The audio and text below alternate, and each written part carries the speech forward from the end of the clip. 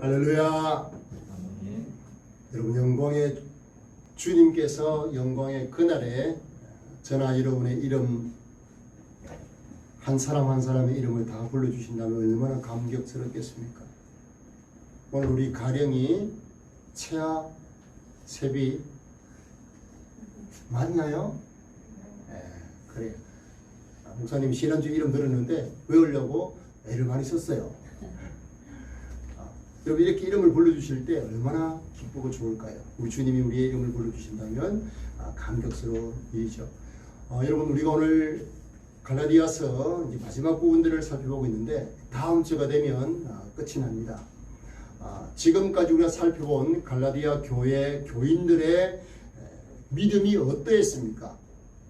그들은 예수님의 십자가를 분명히 보았고 알았고 예수님을 확실히 믿었기 때문에 믿는 자에게 주시는 성령을 선물로 받았습니다.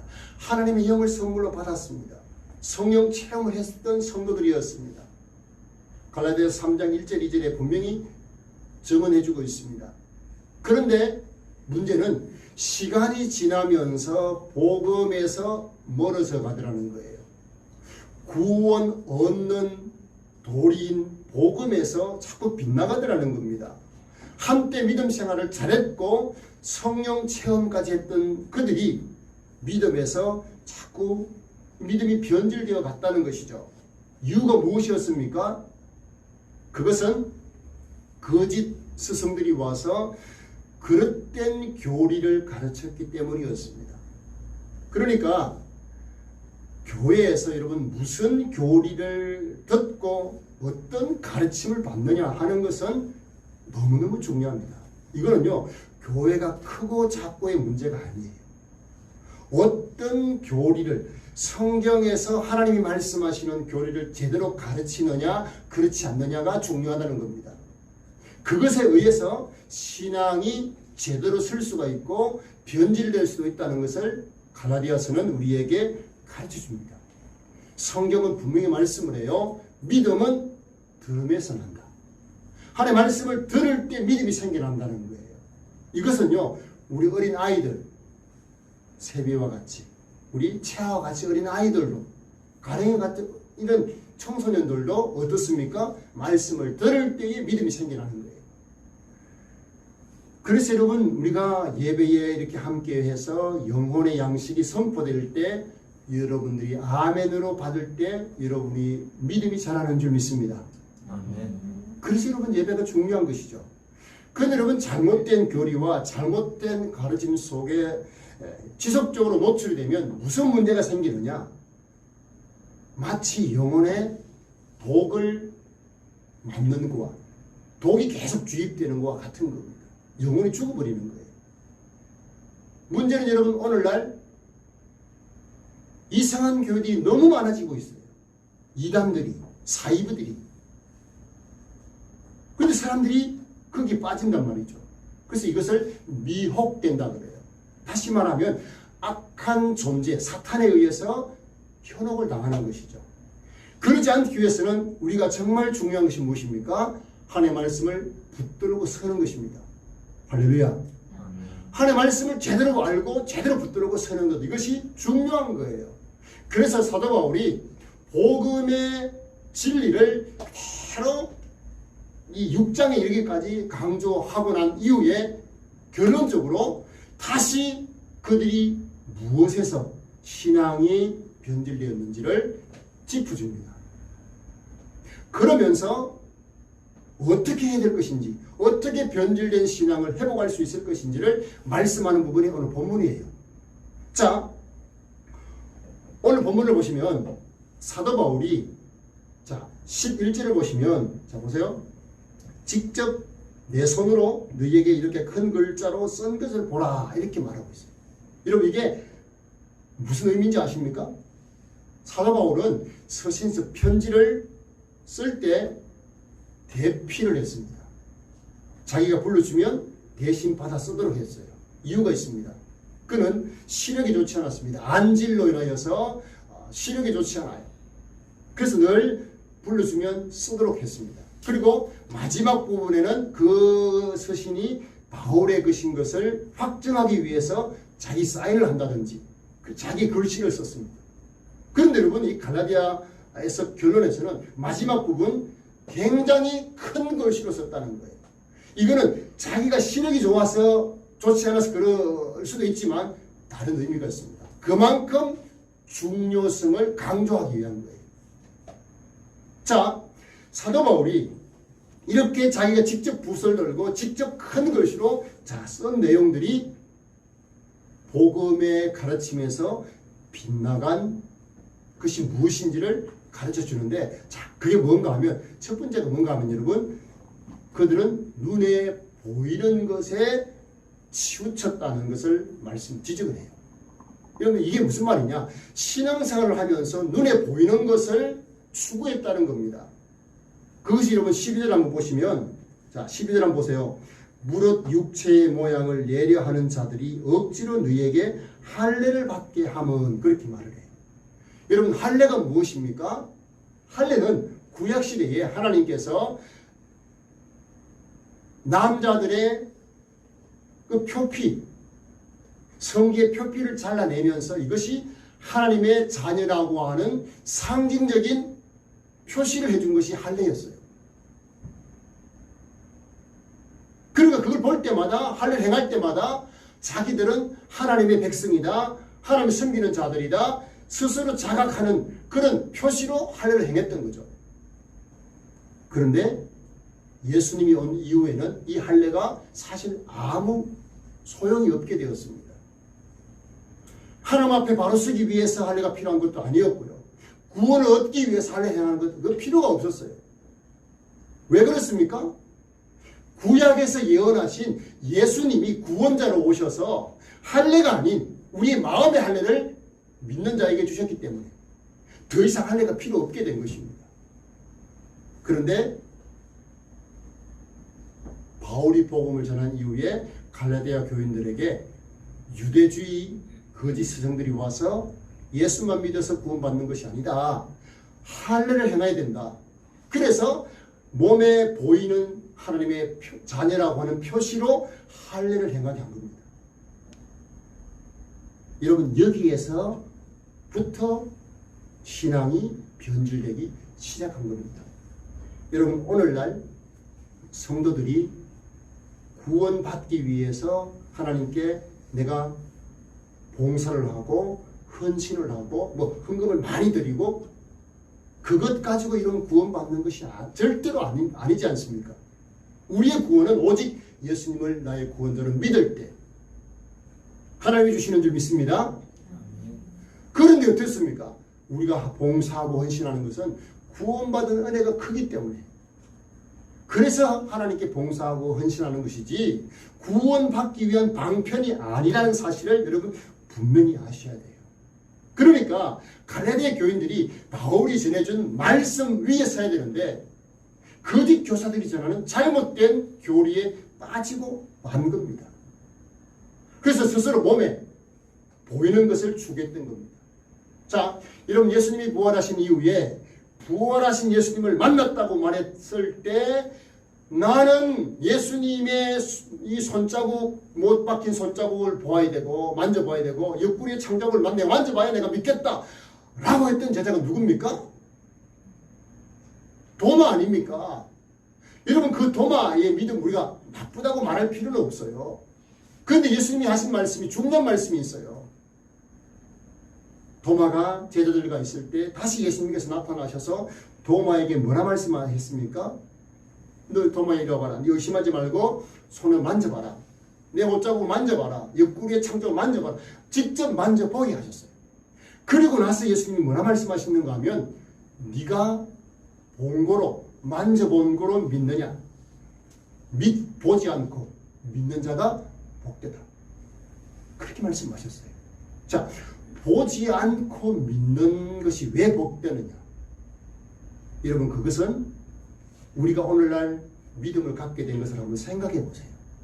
예수님이 나 위에 십자가에 죽어주신 것 본 분 계신가요? 저도 못 봤어요. 여러분, 2000년 전에 예루살렘 갈보리 언덕에서 일어난 그 십자가 사건을 우리가 못 봤죠. 그러나 말씀으로 기록된 성경을 본 것이죠. 그리고 그 사실을 듣고 믿어진 것이죠. 그렇게 믿는 것이 복되다. 그렇게 말씀하신 거예요. 그러면 보지 않고 믿는 것이 복되다라고 말씀하신 이유는 들려준 그 말씀을 그대로 받아들이는 것이기 때문에 귀하다는 겁니다. 오늘날 여러분, 하나님은 우리에게 성경을 통해서 말씀을 하십니다. 여러분 믿으십니까? 성경을 기록된 성경을 통해서 하나님 말씀을 하시는 거예요. 그래서 여러분 우리가 신앙생활은 하나님이 말씀하신 대로 하나님이 귀하게 여기시는 것을 귀하게 여길 줄 알아야 됩니다. 여러분 한번 생각해 보세요. 내가 귀하게 여기는 것이 귀한 것이 아닐 때가 너무 많아요. 우리는 진짜 뭐가 중요한지를 잘 몰라요. 그만큼 어리석어요. 우리의 생을 놓고 한번 생각해 보세요. 길어봐야 100년이에요. 100년 되는 그 인생을 사는 내가 중요하게 여기는 것과 이 우주 만물을 말씀으로 창조하신 하나님이 중요하게 여기시는 것과 무엇이 여러분 중요하겠습니까? 하나님께서 중요하게 여기시는 것이 중요해요. 지금 분명히 복음은 우리의 구원을 얻고 예수님을 나의 구원자로 믿을 때 너희들이 구원을 받는다. 할렐루야. 그렇게 진리의 말씀을 전해주시는데 아니다. 그것 가지고 안 된다. 거기에 행위를 배야 된다. 이렇게 가르치는 것이 여러분 천주교 아닙니까? 그래서 천주교는요. 구제 활동을 많이 하려고 애를 써요. 실제로 그러나 우리 기독교인들이 더 많이 합니다. 안 드러내서 그렇지. 중요한 것은 보지 않고 믿는 것이 중요한데 이 복음 믿으려고 하는 그런 성향이 우리에게 있잖아요. 구약 성경에 그래서 하나님께서 우리에게 십계명을 주실 때 나 외에 다른 신을 섬기지 말라라고 말씀하시고 바로 무슨 말씀 주십니까? 우상을 내 형상을 만들지 말라고 말씀했어요. 하나님 형상을 우상으로 만들지 말라 그랬어요. 그래서 여러분 우리 교회가 속한 합동측에서는요. 교회 앞에 십자가도 걸지 않습니다. 십자가가 기독교 상징이지만 그것이 형상화되어서 사람들이 그 십자가를 숭상할까 싶어서 그렇게 하지 않습니다.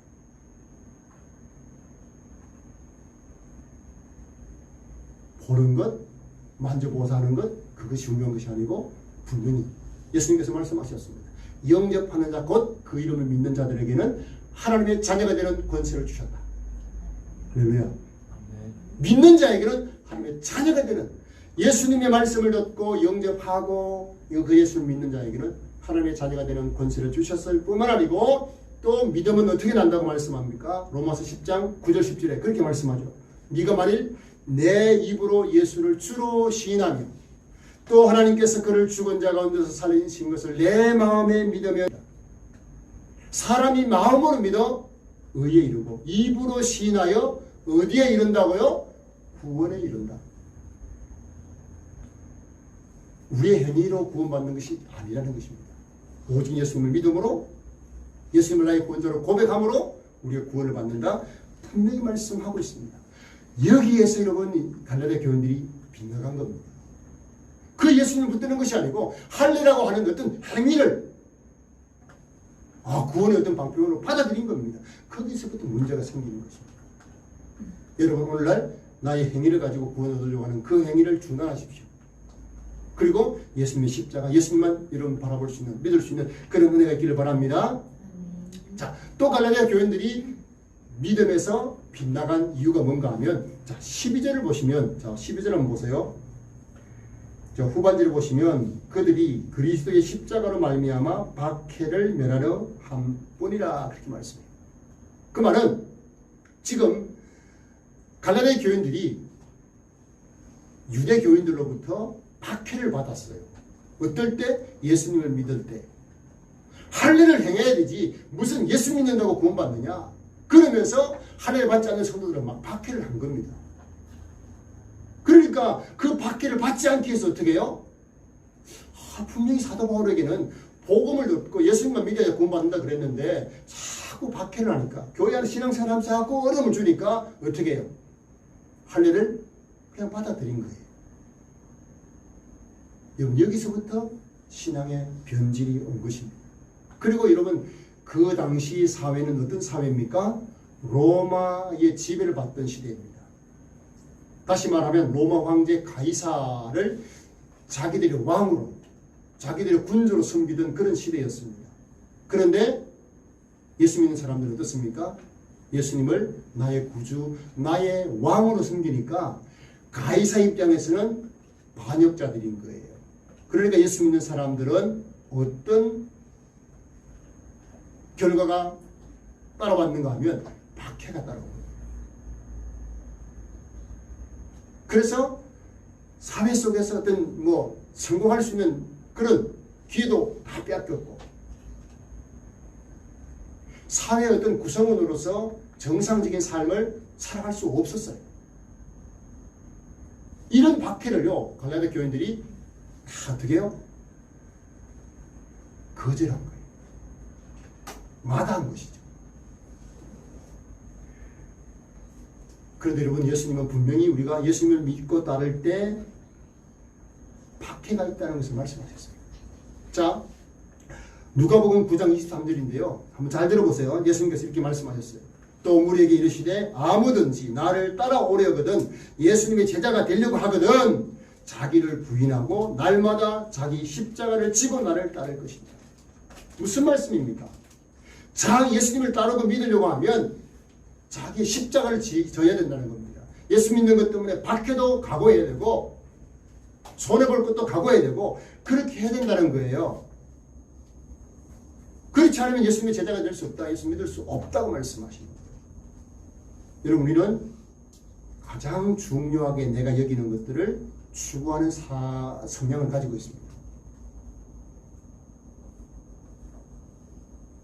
돈을 가장 중요하게 여기면 돈을 추구하는, 돈이 내 인생의 목적이 되고 돈을 추구하는 인생이 더 금합니다. 명예나 권세를 최고 여기는 사람들은 그거 얻기 위해서 온갖 에너지를 다 집중을 하죠. 그런데 여러분, 우리는 어떤 자들입니까? 예수님 믿고 예수님 따르는 자들이에요. 그런 우리에게 필요한 것이 무엇입니까? 내가 져야 될 십자가가 있는 것입니다. 예수 믿는 것 때문에 박해도 있을 수 있고 예수 믿는 것 때문에 손해볼 수도 있는 거예요. 그거 무서워서 여러분 우리가 구원을 포기한다? 이거는 진짜 믿음이 아닌 거예요. 여러분 생각을 해보세요. 내가 조금 편하려고, 내가 조금 생명 더 연장하려고 예수님을 포기한다? 여러분 영원한 삶을 포기하는 것인데 이게 여러분 어떻게 그런 믿음이 진짜 믿음이 될 수가 있겠습니까? 그럴 수 없는 것이죠. 여러분 오늘날 이슬람 국가에서 예수님을 믿는다는 것은 어떤 의미인지 아시죠? 가족들에게서 버림받고요, 죽임을 당할 수 있습니다. 가족이요, 자기 자녀가 예를 들면 예수님 믿게 되면 부모가 자식을 죽여도 그거는 합법적이에요. 죄가 되잖아요. 그러니까 예수 믿는다는 것은 목숨을 내걸고 믿습니다. 이슬람 국가에서. 자, 북한 오늘 우리 집사님 50만 우리 성도가 있다 그러는데 북한에서 예수 믿는 것도 마찬가지 아닙니까? 전통이 나면 어떻게 됩니까? 죽든지 아니면 영원히 감옥에서 살든지 아우지 탄광에서 살든지, 그게 이런 북한 교인들의 현실이지 않습니까? 그렇다고 해서 그들이 예수님을 포기합니까? 그렇지 않습니다. 목숨을 내놓고 믿습니다. 이유가 뭡니까? 영혼은 생명이 보장되어 있기 때문에, 무엇이 중요한지를 알기 때문에 그렇게 하는 것이죠. 그래서 여러분, 박해를 포기했던, 박해를 거절했던 갈라디아 교인들 믿음이 변질되었습니다. 여러분 우리나라나 미국이나 이 자유주의 국가에서는 신앙생활 할 때 박해가 거의 없어요. 여러분 교회 나간다고 박해 받습니까? 없어요. 그런데 무엇이 있습니까? 손해는 볼 수 있어요. 예수 믿는 것 때문에 손해는 볼 수 있어요. 저는 손해보는 것을 아까워하지 않는 사람이에요. 왜? 예수 믿는 것 때문에 받은 것이 더 크기 때문에. 저는 그렇게 삶을 살았던 저희 부모님이 계셨고, 그리고 제가 섬겼던 교회들을 보면 장로님들 같은 경우에 제가 부경교 때 목욕탕을 하시는, 헬스장을 하시는 장로님 계셨어요. 근데 주일이 되면 손님이 제일 많아요. 근데 문을 딱 닫습니다. 그 장로님 하신 말씀이 목사님 희한해요. 아니 주일날 문을 닫으면 매출이 줄어야 되는데 안 준대요. 근데 이유가 뭔가 물어봤더니 그 다음날 월요일이 되면 주일날 못 왔던 사람이 다 찾아오더라는 거예요. 손해를 감수했지만 손해보지 않은 경우고 또 실제 손해보는 경우들이 많아요. 저는 그런 경우들을 많이 겪었습니다. 그러나 여러분, 우리가 복음을 통해서 주어지는 구원의 가치를 알면 손해보는 것도 우리가 감수하는 신앙이어야 한다는 것을 오늘 갈라디아 교인들을 통해서 우리가 깨달을 수 있는 것입니다. 그들은 그것을 두려워했기 때문에, 박해받는 것을 두려워했고 손해보는 것을 두려워했기 때문에 신앙의 변질이 왔던 것이죠. 또 하나 여러분, 그들이 무슨 문제가 있는가 하면, 자 13절을 한번 보세요. 같이 한번 읽으시죠. 시작. 13절. 할례를 받은 그들에게라도 스스로 율법은 지키지 아니하고 너희에게 할례를 받게 하려 하는 것은 그들이 너희의 육체로 자랑하려 함이라. 아멘. 자, 신앙생활하면서 자랑할 것들을 그들이 찾고 있었다는 겁니다. 그 당시에 여러분, 할례를 강조했던 율법사들은요, 거짓 스승들은요, 갈라디아 교인들에게 할례를 받게 한 그 숫자에 따라서 자기 명성이 높아지는 그런 자랑거리를 삼고 있었어요. 내가 바울이 전한 복음이, 내가 저렇게 또 할례를 강조해가지고 내가 전한 할례 때문에 그 사람들이 저렇게 할례를 받은 사람이 저렇게 많다. 이게 자랑이었다는 거예요. 당시 여러분, 유대인들은 다 유대교의 배경을 갖고 있지 않습니까? 물론 예수님의 제자들도 그랬고 사도 바울도 그랬습니다. 다 유대교의 배경들을 가지고 있었습니다. 그렇기 때문에 할례까지 받아야 구원받을 수 있다 강조했는데요. 그렇게 가르쳐서 할례 받은 사람이 막 숫자가 많으면 그 사람은 훌륭한 서석이 되었던 그런 시대였어요. 그 말이 지금 13절에 너희의 육체로, 그들이 너희의 육체로 자랑하려 합니다. 할례를 받게 된 것, 그 바람 내가 전한 이 가르침 때문에 할례를 받았다. 저들이 예수님의 십자가만 가지고 우리가 구원받는 게 아니다. 그러면서 자기들을 자랑하더라는 겁니다. 자기들은 그렇게 가르치면서도 말씀대로 살지도 않으면서 그렇게 했다는 거예요. 여러분, 우리 사람은요, 신앙생활 하면서도 그렇고 자랑하고 싶은 욕구가 다 있어요. 자랑하고 싶은 욕구. 제가 한번 충격을 받았던 적이 뭔가 하면, 어느 세미나에 그래서 제가 아는 어떤 중직자가 어떤 숙소에 같이, 다른 교인들과 숙소를 같이 쓰는데 거기에서 자기의 어떤 삶과 자기 자녀들의 막 출세한 것들을 가지고 막 자랑을 늘어놓는 것을 듣고 제가 충격을 받았어요. 왜 충격을 받았냐? 그분은 교회에서 절대 그런 분이 아니었거든요. 자기를 자랑하고 내세우는 분이 아니었거든요. 그런데요, 다른 교인들 앞에서 자기를 과시하고 자기 자녀들 출세한 것을 막 자랑을 하는데, 제가 충격이더라. 저런 분이 아니었는데. 여러분, 이건 그분만의 문제가 아니라 우리에게는 조그마한 자랑거리가 있어도 어떻게 해요? 자랑하고 싶은 욕망이 있어요. 이것은요, 갈라디아 교인들에게도 올무가 되지만 오늘날 우리에게도 올무가 됩니다. 내게 있는 그 어떤 것들을 자랑하고 싶은 것, 내게 있는 어떤 신앙생활을 자랑하고 싶은 것, 이것들이 우리의 신앙의 올무가 될 수 있다는 거예요. 신앙을 변질시킬 수 있다는 거예요. 그래서 갈라디아 교인들은요, 사람들에게 막 칭송 듣는 일들을 아주 중요하게 여겼던 것 같아요. 여러분, 하나님에게 박수를 받아야 되지 사람에게 박수 받는 이것은요, 굉장히 위험할 수가 있습니다. 그러면 점점 십자가에서 멀어질 수가 있고요, 복음에서 멀어질 수가 있는 거예요.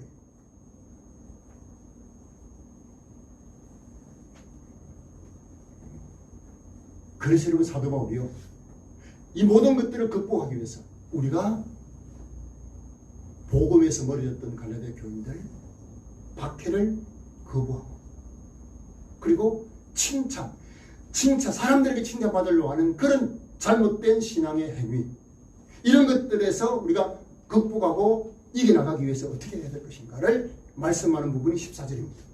자, 14절 한번 보시죠. 이거는요, 여러분들이 우리가 암송을 하면서 이 삶을 구현해내야 될 말씀이에요. 자, 14절 읽습니다. 시작.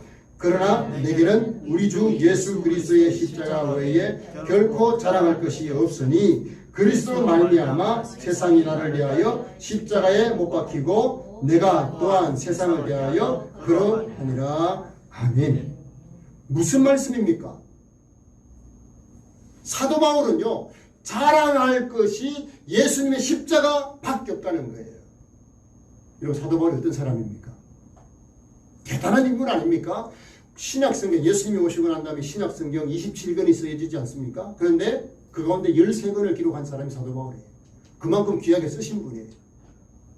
그리고 사도 바울은 이 가문도 로마 시민권을 가지고 있는 그런 유대인이었습니다. 그리고 그 당시 당대 최고의 석학이라고 할 수 있는 가말리엘이라고 하는 스승에게서 배운 그런 인물이에요.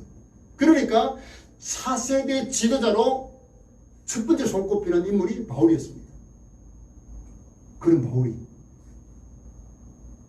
그런 자신의 과거의 스펙을 자랑하지 않겠다. 그건 자랑거리가 아니다. 도리어 뭘 자랑하겠다는 거예요? 예수님의 십자가를 자랑하겠다. 여러분, 그 당시 예수님 십자가 자랑은 제가 말씀드렸지만 이거는요, 가장 어리석게 여긴 것이 십자가였어요. 로마인들은 아무리 죄를 지어도 십자가에 못 박지 않습니다. 아무리 흉악한 죄인이라도. 왜? 로마 시민이기 때문에. 로마 시민을 그렇게 높인 겁니다. 그런데 예수님은 어떻습니까? 하나님의 아들로 이 땅에 오셔서 십자가에서 돌아가셨어요. 그러니까 십자가는요, 저주의 십자가지 이게 자랑거리가 아닌 거예요. 그런데 왜 사도 바울이 예수님의 십자가를 자랑합니까? 사도 바울이 자랑거리가 없어서가 아니에요. 자랑거리가 있지만 십자가만 자랑하겠다, 그게 아니에요. 물론 여러분, 우리는 자랑거리도 없으면 자랑을 할 게 없죠. 그래서 십자가 자랑하는 성도가 되는 것, 그게 아닌 거예요. 자랑거리가 많이 있지만 그것들은 자기 어떤 스펙은 자랑거리가 아니더라는 거예요. 자랑거리가 하나도 못 되더라는 거예요. 오히려 사람들이 미련하게 보는 십자가가 우리 그리스도인들에게는 구원의 우리를 구원하는 도구이기 때문에 그 십자가를 자랑한다는 겁니다. 여러분, 저는 여러분의 삶 속에서 예수님의 십자가가 자랑되어지는, 여러분을 통해 십자가가 사람들에게 자랑이 되는 그런 삶이 되시기를, 그런 신앙생활이 되시기를 축복합니다. 이건 쉽지 않아요, 여러분. 사람들에게는 미련한 것이 십자가예요. 어떻게 하나님이 우리를 구원하는데 십자가 외에는 다른 방법이 없느냐? 왜 그렇게 미련한 방법을 쓰느냐? 그게 이러면 사람들의 생각이에요. 하나님의 능력으로 우리를 구원하지 왜 자기를 그렇게 비참하게 십자가에 죽어놓고 우리의 구원자라고 하느냐? 그런 예수를 믿으라고 하느냐? 이게 여러분 유대인들이나 또 그리고 오늘날 지식인들이 요구하는 예수님에 대한 요구사항이거든요. 그러니 분명히 아셔야 됩니다. 사도 바울은 빌립보서 3장에 보면 자기가 가지고 있는 자기의 어떤 스펙, 자기의 어떤 육체의 자랑거리, 이거를 뭐로 여긴다고 했습니까? 배설물로 여긴다 그랬어요. 배설물. 여러분, 많이 좋아서 배설물이지 이거는 뭐예요? 원어 자체로 표현하면 죄송합니다, 똥을 가리키는 거예요. 내가 가지고 있는 학력, 내가 가지고 있는 사회적인 지위, 이것들을요 똥처럼 여겼다는 거예요. 농부들에게는 뭐 똥도 거름이 되기 때문에 뭐 귀할지 모르지만 누가 똥을 귀하게 여깁니까? 왜 그랬습니까? 사도 바울은요, 부활하신 예수님을 만나고 나니까 자기에게 구원해 주시는 예수님의 십자가 외에는 자랑할 것이 없어진 거예요. 다른 것들은 아무것도 아니다 이거. 그래, 여러분, 세상은 우리에게 자꾸 유혹하는 것이 무엇입니까? 뭐니 해도 돈이 최고다. 여러분, 이런 생각들은요 대부분 사람들이 가지고 있어요. 돈이 있으면 무엇이든지 할 수 있다고 생각하고 즐길 거 즐기고 먹을 거 먹고 다 할 수 있다고 생각하니까 돈이 최고다. 이렇게 주장을 해요. 여러분 어떤 면에서 돈 가지고 할 수 있는 일들이 대단히 많습니다. 엄청납니다. 그러나 돈이 우리의 생명을, 우리의 구원을 주지를 않습니다. 주지를 못합니다. 학력도 지식도 마찬가지라는 것입니다. 자, 그래서 여러분 우리가 어떤 삶을 사느냐, 무엇을 자랑하며 살아야 되느냐, 예수님의 십자가를 자랑하는 그런 성도의 삶이 될 수 있기를 주님의 이름으로 축복합니다. 예수님의 십자가. 부활하신 예수님을 만나기 전에는 사도 바울은 어땠습니까? 유대교에 열심히 와가지고 예수 믿는 사람들을 잡아서 옥에 가두려고 했던 사람이 바울 아닙니까? 자기의 어떤 학력과 자기의 사회적인 지위, 그것을 가장 귀하게 여겼던 인물 아닙니까? 그런데 어떻게 됩니까? 부활하신 예수님 만나고 나니까, 믿고 나니까 달라진 겁니다. 예수님의 십자가를 자랑하는 그런 인생이 되고 만 것입니다. 우주 만물을 말씀으로 창조하신 하나님의 손에 의해서 내게 주어진 구원이 가장 가치 있다. 그 사실을 인정하고 나니까요, 자랑할 것은 오직 예수님의 십자가밖에 없더라. 이게 여러분 사도 바울이에요. 여러분 창세기 22장에 보면 아브라함이 아들 이삭을 하나님께 제물로 바치는 그런 장면이 있죠. 상식적으로 이해가 되지 않아요. 아들을 요구하시는 하나님도 이해가 되지 않고, 그 말씀에 순종하여서 아들을 제물로 바치려고 했던 아브라함도 이해가 되지 않아요. 그런데 저는 그 본문을 볼 때마다 하나님이 강조하시는 부분이 있어요. 이삭을, 아브라함을 놓고 네 사랑하는 아들 복자라도 나를 위하여서 바치려고 하는 그 아브라함이라고 하는 표현을 3번씩이나 하십니다. 네가 사랑하는 아들 독자 이삭을 나에게 바치려고 하는 그 자세를 하나님이 기뻐하셨거든요. 그 부분을 보면서 제가 어떤 느낌을 받는가 하면, 하나님께서 자신의 독자 아들 예수 그리스도를 저와 여러분을 위해서 내어주시겠다고 하는 그 하나님의 마음을 표현한 것입니다.